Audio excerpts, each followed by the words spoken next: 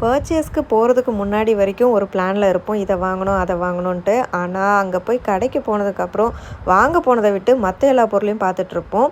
So அப்படி தான் வந்து அன்றைக்கி பாரிஸ் பர்ச்சேஸ் வந்து எனக்கு இருந்துச்சு.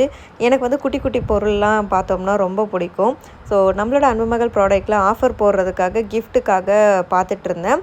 ஃபஸ்ட்டு பார்த்தது வந்து பார்த்திங்கன்னா பிளாஸ்டிக்கில் சில்வர் கலரில் வந்து பெயிண்ட் அடித்த மாதிரி, அது வந்து சீக்கிரத்தில் போயிடும், குவாலிட்டி கிடையாது. அதுக்கப்புறம் ஜெர்மன் சில்வர் வந்து கிஃப்ட் வாங்கலாம் அப்படின்னு சொல்லிட்டு அந்த கடைக்குள்ளே போனேன். எதை செலக்ட் பண்ணுறதுனே தெரிலங்க, அவ்வளோ கலெக்ஷன்ஸ் இருந்தது. ரேட் வைஸும் குவாலிட்டி வைஸும் அங்கே வந்து நிறைய டிஃப்ரென்ஸ் பண்ணி வச்சுருந்தாங்க.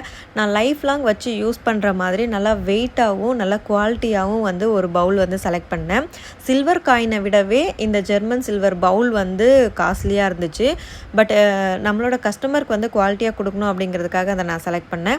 இப்போ வந்து ஆஃபரில் பர்ச்சேஸ் பண்ணுறவங்களுக்கு அந்த பவுல் கிஃப்டாக கொடுக்குறோம். ஆர்த்தி நொந்து நூலான தருணம். இதே வரியா ஆர்த்தியா கூட வரியா? பாவம் குழந்தை, நானே ரொம்ப அலைஞ்சி திரிஞ்சு வந்து உட்காந்துட்டோம். உங்களுக்கு அந்த கிஃப்ட் வேணும் அப்படின்னா ஸ்க்ரீனில் வாட்ஸ்அப் நம்பர் கொடுத்துருக்கேன். ப்ராடக்ட் பர்ச்சேஸ் பண்ணிக்கோங்க. உங்களுக்கு அந்த பவுல் வந்து கிஃப்டாக கிடைக்கும். இருப்பதை வைத்து இன்பமாக வாழலாம். தேங்க்யூ.